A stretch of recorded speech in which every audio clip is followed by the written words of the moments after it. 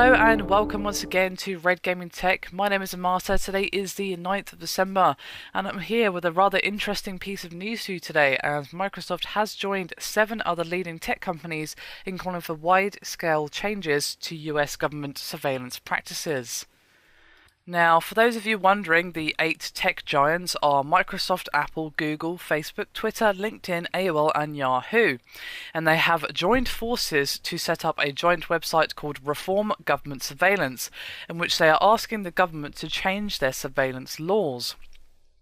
Now, there is an official statement on the website which reads, quote, "The undersigned companies believe that it is time for the world's governments to address the practices and laws regulating government surveillance of individuals and access to their information.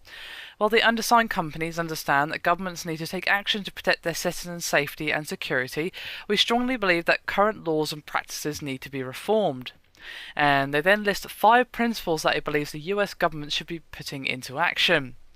And those 5 points are limiting government authority to collect users' information, oversight and accountability, transparency about government demands, respecting the free flow of information, avoiding conflicts among governments.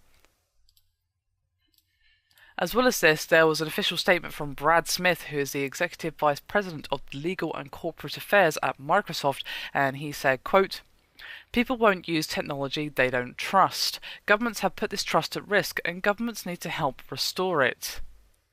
Now, this is not the first time that Microsoft has spoken out on the privacy issue, of course. Just the other day, Microsoft said that it was alarmed by reports that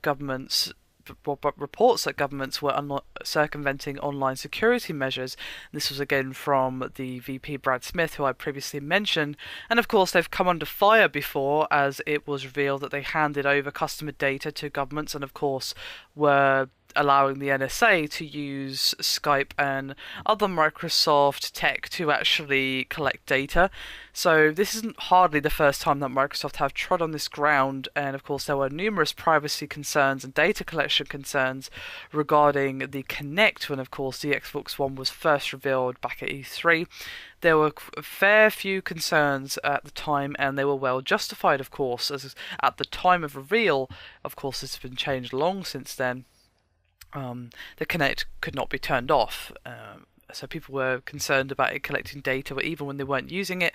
Of course, that was rapidly changed by Microsoft, but I'm simply reminding people that this is not the first time that they've been, dealing with this kind of issue, but this might be the first time that they've been on the other side of the fence, as in they're the ones asking for change rather than the ones being accused of collecting data or what have you. So it's rather interesting, to say the least, that these companies in particular have called for this. Now, what this will actually mean, well, it depends on what actually happens. The governments could just ignore them, but they may have to at least make a statement in response, because, well, these aren't some small companies we're talking about.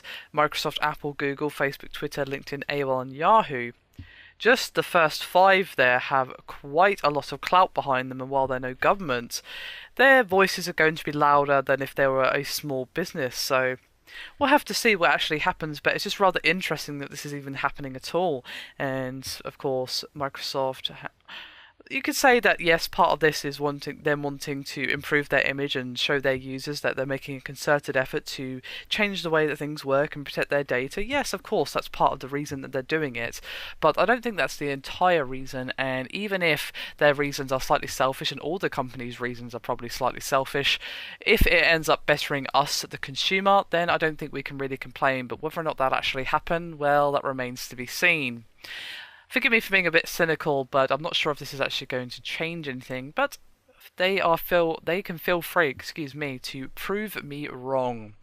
Anyway, that is me done for this video. Hope you've enjoyed it. Thank you very much for watching, and I'll see you next time.